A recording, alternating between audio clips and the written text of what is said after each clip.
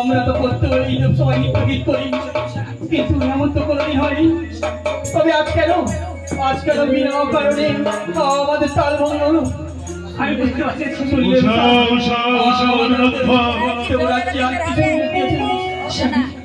আমরা যে